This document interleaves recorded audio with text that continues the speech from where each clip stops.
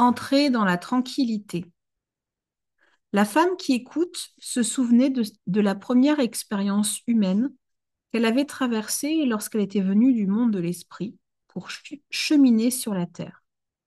De très nombreuses lunes étaient passées depuis, et pourtant, la douceur de ce premier moment restait vivante dans sa mémoire et lui procurait du réconfort au milieu de toutes les tâches prenantes auxquelles elle devait faire face en tant que conseillère et guide de ses enfants humains. Ses sens buvaient au parfum et aux sensations de ce temps jadis et la ramenaient jusqu'à ce précieux souvenir de son premier éveil. La femme qui écoute vint sous une forme humaine dans une caverne géante où l'obscurité était complète. Même avec les yeux ouverts, elle était entourée d'une obscurité totale et d'une vaste étendue vide. Elle ignorait que son regard humain pourrait un jour embrasser la beauté du monde de la nature. Elle était enveloppée par une senteur de terre humide, une légère odeur âcre de formations rocheuses en cours et le parfum doux et franc de son propre corps. Dans l'obscurité, elle ressentit pour la première fois sa chair d'être humain qui lui révélait les sensations d'une peau douce et souple, ainsi que de muscles bien dessinés. Elle toucha sa tête et fut surprise par la douceur avec laquelle ses cheveux recouvraient ses épaules, tombant jusqu'au-dessous de ses hanches comme un manteau pour la protéger du froid de la caverne. À chaque mouvement de son corps, elle sentait de nouvelles matières. Sous elle, le sol était couvert de minuscules grains caillouteux qui grattaient doucement ses jambes. Elle entendait l'humidité, goûter du plafond au-dessus. Et c'était délicieux. Lorsqu'une ou deux gouttes touchaient sa peau en lui procurant de nouvelles sensations à travers tout son corps. Les douces rondeurs de son ventre et de ses seins contrastaient avec ses jambes fortement musclées qui se fléchirent sous elle lorsqu'elle s'assit par terre dans la caverne. Du bout des doigts, elle suivit la ligne de ses lèvres et remarqua qu'elle était pleine et douce. La texture de la peau y était différente de celle du menton en dessous ou de ses joues plus haut. Comme ses doigts repéraient la courbe de ses yeux, elle sursauta lorsqu'elle prit conscience que les paupières étaient des voiles qui recouvraient, pour les protéger, les orbites sensibles en dessous. Un œil se mit à pleurer, se nettoyant ainsi de son toucher inconscient, et il envoya une larme glisser le long de sa joue.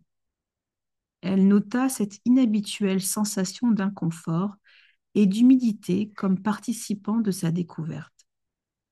Elle remarqua mentalement que certaines parties de sa forme humaine étaient très sensibles et demandaient à être traitées avec attention.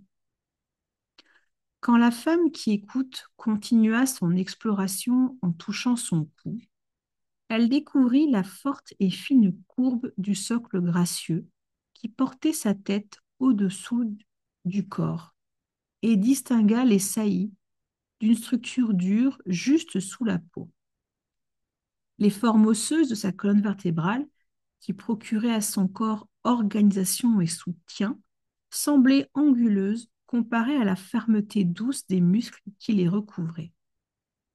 La pulpe de ses doigts remonta le long de son cou et elle palpa les lobes de ses oreilles, semblables à des coquillages.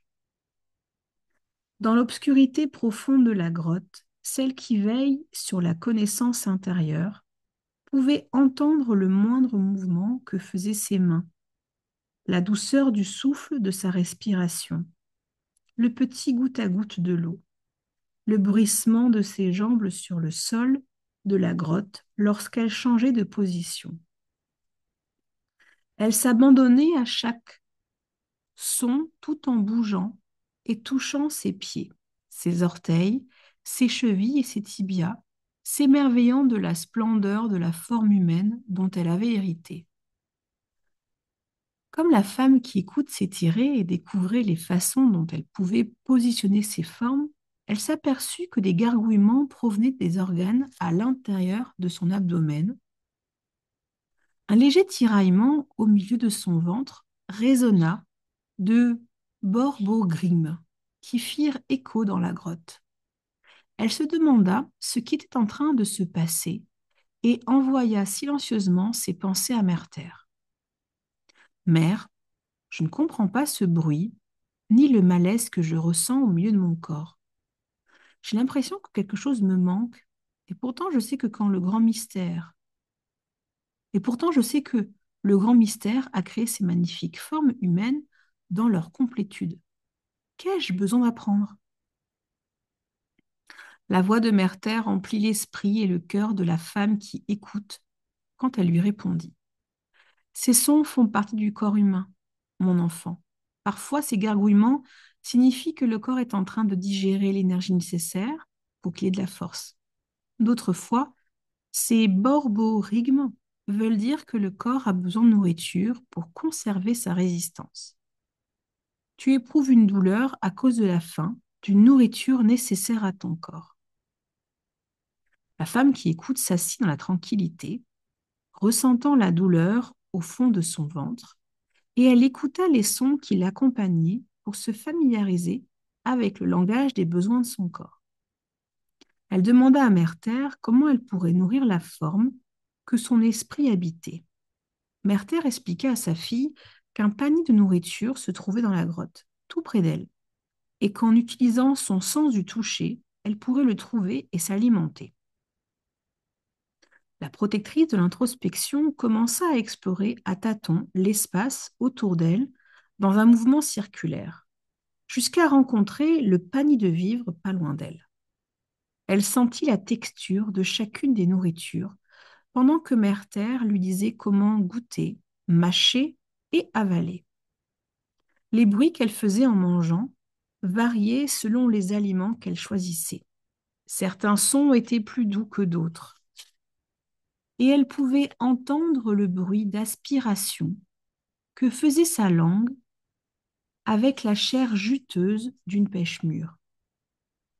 Lorsqu'elle mordit dans une carotte, les craquements que firent ses dents dans la consistance du légume résonnèrent à l'intérieur de ses oreilles en propageant dans la grotte de surprenantes ondes sonores. Étonnée par l'ampleur des bruits, la femme qui écoute s'arrêta, ayant peur de continuer ou d'avaler. Le doux rire de Mère Terre retentit dans sa sensation de connaissance intérieure, la soulageant de son inquiétude. La certitude joyeuse de Mère Terre que tout était comme il fallait donna à la mère de clan le désir de mordre encore plus fort. La protectrice du discernement découvrit en elle des sentiments qui lui disaient qu'il était bien de continuer. Alors elle croqua son morceau de carotte et créa ainsi de plus en plus d'échos qui emplissaient la caverne de sonorités joyeuses provenant de son plaisir à se délecter de la douce saveur de la carotte. La femme qui écoute remarqua que son corps n'était plus en train de grogner et que le sentiment que quelque chose lui manquait avait disparu. Un nouveau sentiment de profonde satisfaction avait remplacé la sensation de vide et elle observa qu'un contentement et une sensation de bien-être envahissaient son corps. Elle garda le panier à côté d'elle, au cas où les gargouillements recommenceraient, parce qu'elle n'avait aucune idée sur la fréquence des besoins de ce corps en nourriture. Elle prêta de nouveau attention aux sons et aux sensations que lui procurait la noirceur d'obsidienne de la grotte. Sa tranquillité fut brisée par la réverbération sonore produite par un liquide qui goûtait du plafond de la grotte et tombait dans une mare d'eau derrière elle. Mère Terre l'incita à se servir de ce son, de l'orientation, en observant d'où venaient les sons, et à se diriger vers les éclaboussures jusqu'à ce qu'elle trouve leur origine.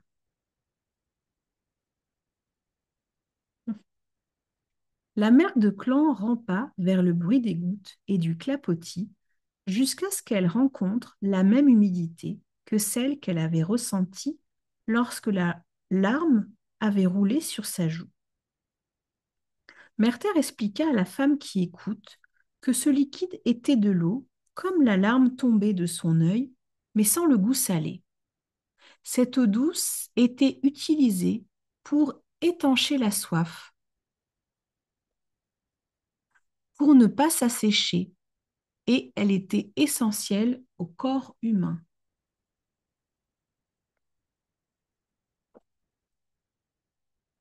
La femme qui écoute avait appris à faire une coupe avec ses mains pour porter l'eau à ses lèvres et la boire.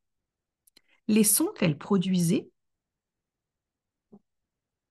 étaient assez semblables aux gargouillements qu'elle avait entendus et qui provenaient de la faim. La mère de clan découvrit qu'elle pouvait produire des bruits différents en lampant, lapant ou en avalant l'eau.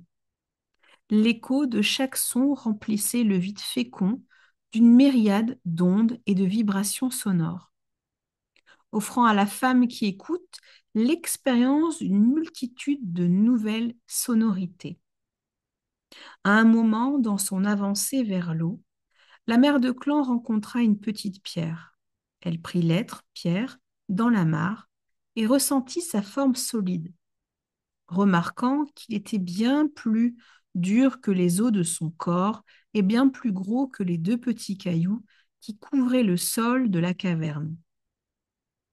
Lorsque l'être Pierre s'adressa à elle, de la même façon que Mère Terre avait parlé à sa connaissance intérieure, la femme qui écoute fut si stupéfaite qu'elle le laissa tomber dans la mare d'eau avec de sonores éclaboussures. L'être Pierre continua à lui parler et lui expliqua qu'il était un ami. En le cherchant à tâtons devant elle, la femme qui écoute s'aperçut qu'elle était en train de faire toutes sortes de bruits étranges. Sa respiration se faisait plus intense et elle pouvait entendre les battements de son cœur alors qu'elle cherchait frénétiquement sous la surface de l'eau cet ami qu'elle avait fait tomber dans un moment de surprise. L'être Pierre guida ses mains jusqu'à l'endroit où il reposait, puis commença à lui expliquer comment il pouvait l'aider et à découvrir davantage ses dons, ses talents et ses dispositions. Je suis un être Pierre qui détient la mémoire de tout ce qui s'est passé sur Mère-Terre.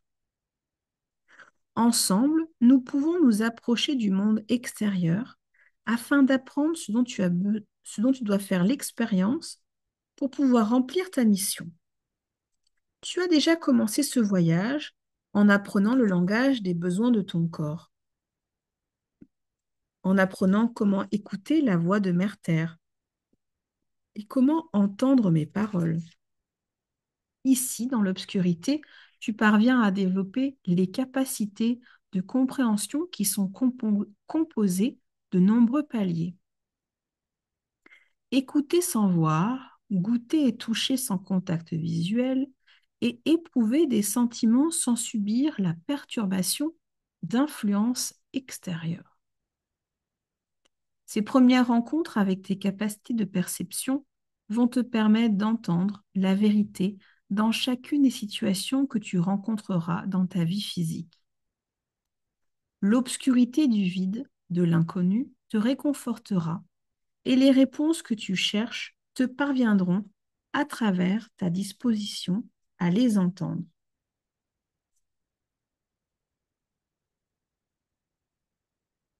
La respiration de la femme qui écoute s'adoucit et son rythme se ralentit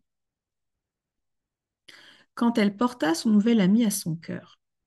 La protectrice du discernement sentit qu'un lien de parenté et de confiance la reliait à l'être Pierre qui se nommait lui-même Haghij, Hagji, vieil homme.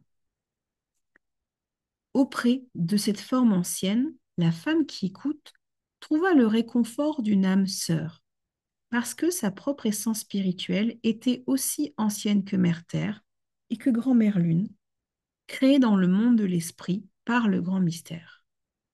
Vieil homme comprit le désir de la mère de clan de découvrir tout, tout ce qu'elle pouvait à propos de son humanité, ainsi que ce qu'elle avait besoin de maîtriser sur le chemin vers la complétude.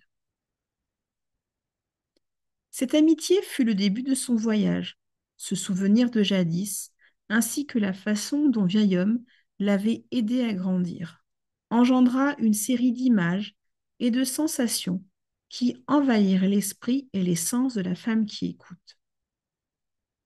Elle se souvient, elle se souvint de sa première expérience avec la lumière et des pas tout en douceur que vieil homme avait insisté pour qu'elle fasse quand il était sorti de la grotte. Vieil homme lui avait présenté la fourmi qui lui avait enseigné la médecine de la patience. La fourmi lui avait parlé de la sagesse qu'il y avait à prendre le temps nécessaire pour que ses yeux s'adaptent à la lumière qui filtrait dans la grotte.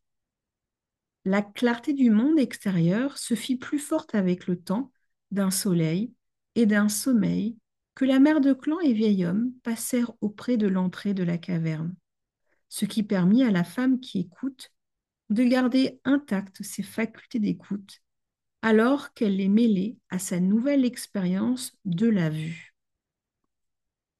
Son excitation à voir de nouvelles couleurs et formes faillit l'accaparer entièrement dans les premiers moments où elle vit.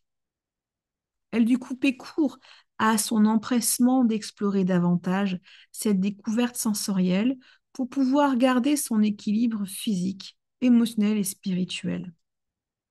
À présent, bien des lunes plus tard, la femme qui écoute était heureuse d'avoir ainsi honoré la sagesse et l'harmonie qui lui avait permis d'émerger doucement de la grotte pour entrer dans le monde extérieur de façon équilibrée.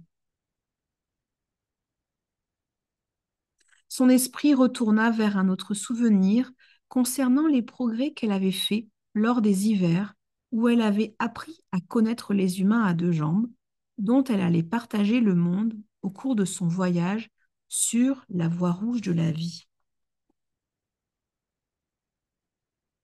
En ces temps anciens, lorsqu'elle rencontrait d'autres êtres humains, la femme qui écoute pouvait déployer ses dons de connaissances intérieures, parce que les humains n'avaient pas encore développé de langage. La tribu humaine parlait le Hol On Wehan, le langage de l'amour. Ce langage non verbal était l'expression du cœur, quel que soit ce qu'un des deux jambes voulait communiquer.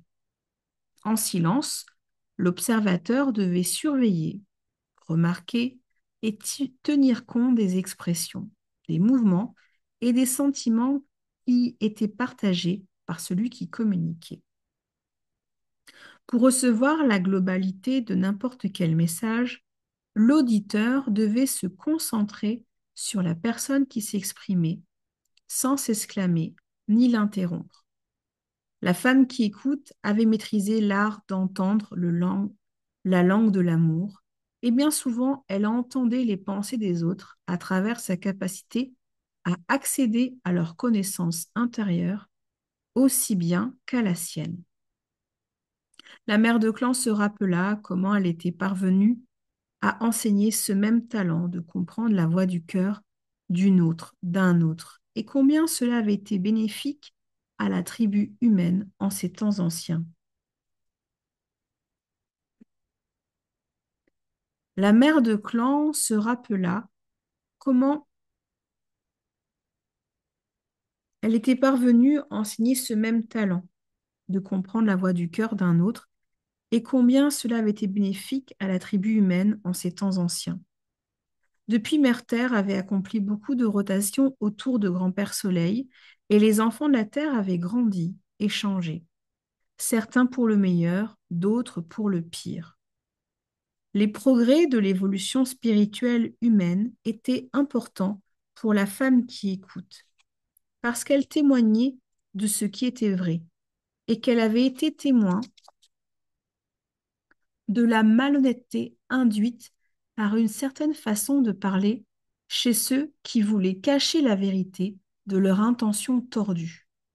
La cupidité et le désir de contrôler avaient donné naissance aux mauvaises langues et au double sens dans le langage parlé. Ses talents s'étaient affinés naturellement au fur et à mesure de ses rencontres avec des individus qui parlaient en feignant la sincérité pour masquer leur intention cachée. La femme qui écoute avait développé le don d'être une véritable observatrice en entrant dans la tranquillité de son propre être et en n'ayant aucun préjugé lorsqu'elle écoutait les autres, considérant chaque mouvement de leur corps et chacun des crescendos ou des rythmes de leur voix.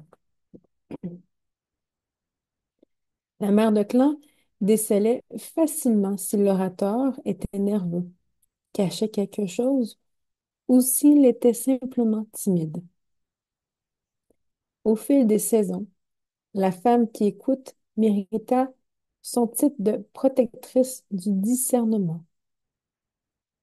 La moindre sensation d'un avertissement qui lui venait de son nombril, le centre de son corps qui ressentait les choses, lui envoya des sortes d'ondes de choc dans son sentiment de bien-être, et cela lui permettait de discerner à qui faire confiance et de qui se méfier. Nombre de ces leçons avaient été durement gagnées. Les circonstances l'avaient obligé à faire davantage attention aux actes qu'aux mots. Cette forme d'observation lui demandait une très grande concentration et vigilance lorsqu'elle fouilla plus profondément dans les impressions que celui qui parlait en face d'elle faisait naître dans son cœur. C'est lors d'une de ces situations particulièrement difficiles que la femme qui écoute fut bénie en entendant la voix de son Oranda, son essence spirituelle. Le froid mordant du soleil d'hiver avait rendu quasiment impossible de se détendre en Tiowan, dans la tranquillité. La femme qui écoute, en étant presque venue à décider, en était presque venue à décider que ce n'était pas le bon moment pour elle d'entendre les histoires des deux hommes venus lui demander conseil. Les vents d'hiver s'engouffraient par un interstice dans les pots qui couvraient l'entrée de la grotte de la tribu chez qui elle vivait, créant de désagréables courants d'air froid qui lui nouaient les muscles. La mère de clan savait qu'elle risquait de devenir d'humeur irritable envers ces hommes et que cela pourrait être difficile pour elle de faire la différence entre les frissons et les signes révélateurs qui lui permettaient d'habitude de percevoir les significations cachées ou de distinguer ce qui n'était pas vrai. Elle avait conscience que lors de cette rencontre avec les deux hommes, elle devrait élargir encore sa capacité à entendre la vérité en écoutant ce qu'ils pensaient intérieurement et leurs intentions non révélées. Pendant le temps qu'ils passèrent ensemble tous les trois, la mère de clan écouta de tout son être, ressentant l'urgence de la situation ainsi que l'impatience de l'un d'entre eux.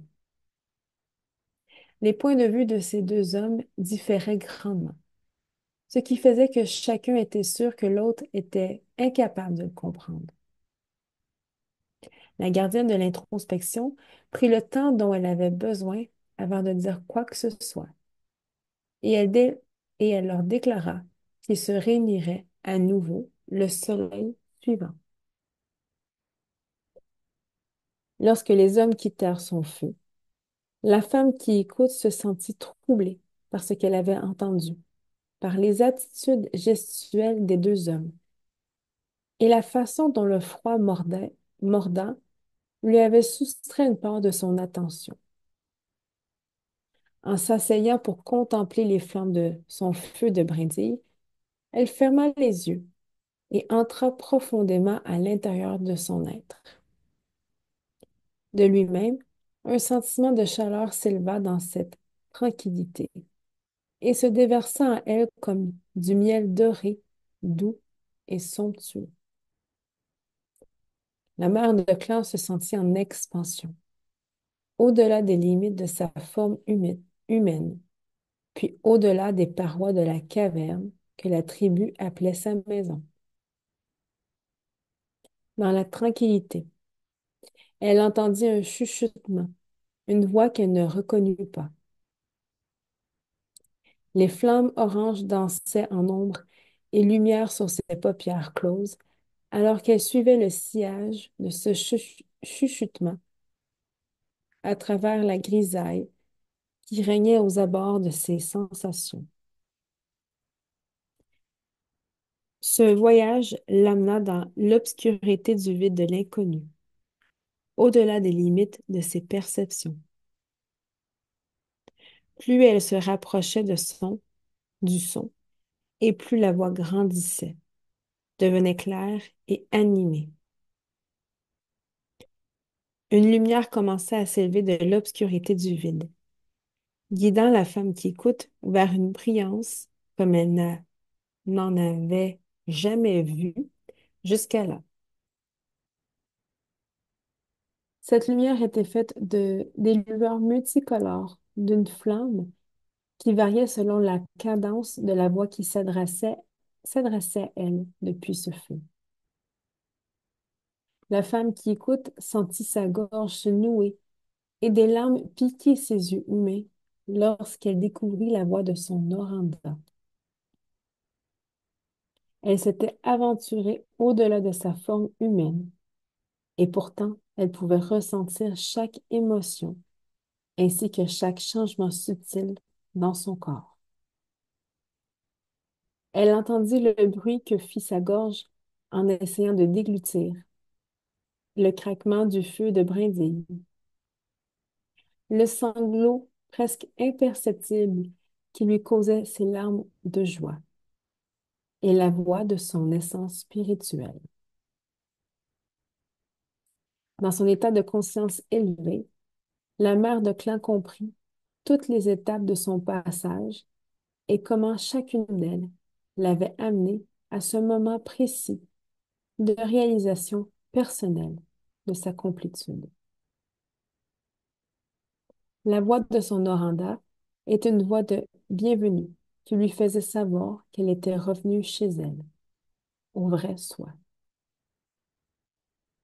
Un flot d'émotions la submergea et chamboula son corps de sentiments de gratitude, de satisfaction, de permanence, d'humilité, d'émerveillement, de la sensation d'être nourri, du sentiment d'appartenance, d'accomplissement et du désir d'en savoir davantage encore.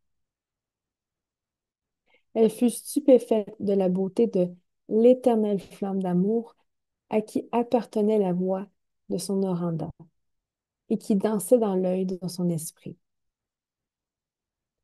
En un battement de cœur, elle prit conscience de l'attention nourricière de Martha pour sa forme physique et de la protection aimante du grand mystère pour son essence spirituelle. Les deux mondes, celui de l'esprit et celui de la substance tangible, étaient devenus un seul à l'intérieur de son Oranda. Elle écouta l'harmonie de la création qui s'élevait du centre de son être et qui chantait la musique présente dans toutes les sphères du vivant. Chaque forme de vie avait une mélodie qui s'harmonisait à tous les autres en s'y imbriquant. Il n'y avait aucune place pour la discorde dans la symphonie des sons qui circulait à travers ses perceptions. Son cœur, son corps, sa pensée et son esprit s'unissaient dans un sentiment de complétude. Alors que sa faculté d'entendre chaque voix dans la création grandissait et devenait de plus en plus forte à l'intérieur d'elle, rien ne semblait trop grand ou trop loin pour qu'elle ne puisse l'accueillir dans son être. Le désir de voir tous les humains partager son expérience fut interrompu par la voix de son Oranda.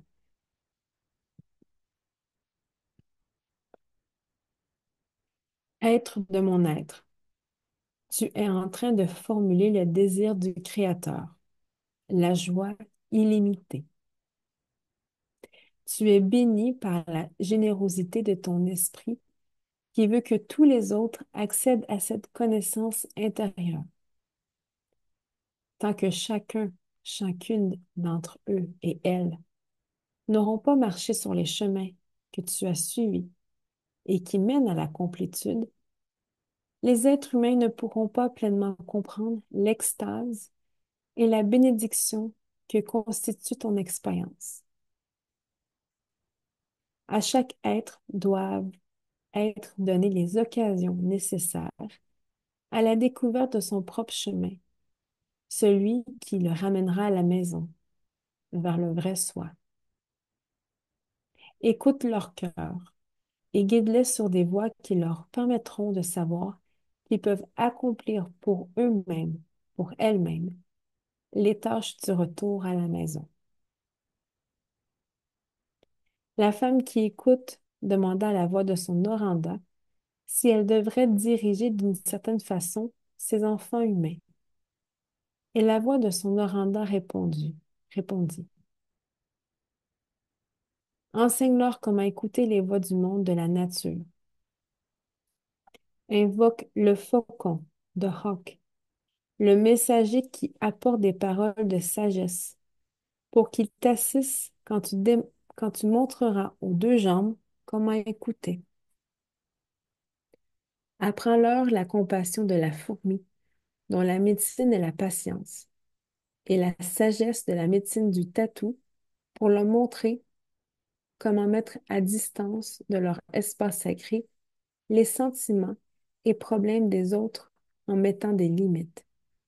De connaître aux humains les facultés d'écoute du lapin et comment il enseigne sa médecine de ne pas prêter l'oreille aux peurs irréelles. Montre-leur aussi la médecine de l'oiseau moqueur, qui enseigne aux deux jambes comment se rappeler et comment répéter tout ce qu'ils ont entendu. Invoque le furet pour avoir recours à sa médecine de fureté pour trouver des réponses en utilisant la déduction et le raisonnement. Le porc-épic, porcupine, pour aider tes enfants en leur enseignant la médecine de la foi et de l'innocence. Ils auront besoin d'avoir foi en leur chemin, en leurs facultés et en leur connexion au grand mystère, mais aussi en cette sorte d'innocence et d'humilité qui empêche que les limitations du scepticisme et de l'arrogance ne découragent leur progrès.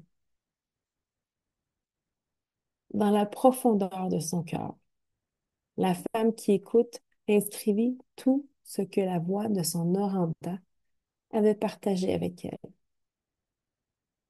La gardienne de l'introspection comprit qu'elle venait de réaliser son rite de passage final, reflétant sa réalisation personnelle de complétude. Son étape suivante, sur la grande roue médecine de la vie, serait d'apprendre à ses enfants humains comment entendre et interpréter les messages qu'ils recevaient. Le rugissement du lion de mer résonna dans sa mémoire, lui rappelant qu'elle pouvait faire appel aux qualités des phoques et des lions de mer pour enseigner à ses enfants humains la médecine de chevaucher les vagues de leurs émotions et de leurs sentiments pour pouvoir découvrir toutes les facettes de leur être. En ayant confiance dans ce qu'ils ressentent, ces enfants humains pourraient connaître les différents niveaux du discernement nécessaire pour entendre la vérité. La femme qui écoute avait appris bien des leçons pendant cette journée de froid mordant et de fougueux sentiments de complétude. Elle avait donc ensuite appliqué sa nouvelle compréhension aux deux hommes venus demander son conseil. Elle leur avait montré comment voir l'harmonie dans le point de vue de l'autre, en les faisant se tenir chacun dans la position de l'autre, en faisant semblant que le point de vue opposé était le leur, jusqu'à ce que chacun respecte l'opinion de l'autre. Ces événements de jadis semblaient avoir eu lieu il y a vraiment très longtemps. Au cours des générations qui avaient suivi, la femme qui écoute avait évolué et continué à développer ses compétences. Comme s'il s'agissait d'objets médecine rares, elle mit calmement de côté ses précieux souvenirs et les enveloppa en Tiowen, utilisant la tranquillité comme un baluchon médecine contenant les réminiscences sacrées de son passage. Pour la mère de clan, il était temps maintenant d'entrer en Tiowen et d'écouter les paroles d'une jeune femme qui bataillait pour comprendre ses rêves et les messages qu'elle avait reçus. Alors que la course du grand-père Soleil arrivait en bas de la nation du ciel, la femme qui écoute aida la jeune rêveuse à se poser à elle-même des questions qui la guidaient et la rendaient capable de découvrir ses propres réponses. Les outils que la mère de clan utilisait éclairaient sa compréhension. Elle demandait toujours à la jeune femme de penser, de se souvenir, de ressentir et d'honorer la voix intérieure, la voix calme qui insistait pour que la rêveuse écoute la vérité à l'intérieur de son propre cœur. La femme qui écoute prêtait l'oreille aux questionnements de la jeune fille, puis lui demandait: Et qu'as-tu ressenti à ce moment-là? Ou que semblait vouloir t'enseigner cet animal? Dans tous les cas, lorsqu'une personne venue chercher conseil se sentait en sécurité et se savait vraiment écouter, sa connaissance intérieure se mettait à briller plus avant. La femme qui écoute découvrit qu'elle était devenue un miroir pour ceux et celles qui recherchaient de l'aide. Elle ne cessait de reconnaître qu'à un certain point, tous ses enfants avaient besoin d'être rassurés. Certains étaient effrayés par la tranquillité, d'autres avaient peur de l'obscurité du vide, et d'autres encore redoutaient ce qu'ils pourraient entendre parce qu'ils avaient nié la vérité qui était en eux, en elles. Chaque membre de la tribu humaine, homme ou femme, était un individu qui suivait le sentier vers la complétude qui lui correspondait. Mais tous ceux de la tribu humaine auraient à découvrir l'écoute intérieure avant que ces chemins ne puissent les amener à cette complétude à laquelle ils aspiraient. Écouter la voix de son Oranda était la façon dont tous les humains pourraient finalement réaliser tout ce dont ils étaient capables. Sans cette faculté d'écouter les désirs de leur cœur et leur vérité intérieure, ils seraient perdus. La femme qui écoute enseignait que le premier pas sur n'importe quel chemin individuel est d'apprendre à écouter son corps et à s'écouter les uns les autres avec respect. Plus tard, Il serait instruit sur les compétences nécessaires pour écouter la nature. Ensuite, sur la façon d'entendre et d'interpréter les messages non formulés du monde de la nature, ainsi que les voix des ancêtres qui chevauchent les vents. Plus loin encore, sur ce chemin de complétude, les enfants de la terre apprendraient à écouter leurs propres paroles en comparant ce qu'ils avaient effectivement dit avec la vérité qui résidait dans la voix de leur oranda. Cette étape consistait en un processus de désherbage qui assénait un coup fatal au cœur des limitations et des illusions qu'ils rencontraient le long de la voie rouge de leur vie humaine. Alors que la femme qui écoute renvoyait les compétences qu'elle avait, qu'elle avait pu transmettre à ses enfants de la terre, son cœur qui palpitait attira son attention.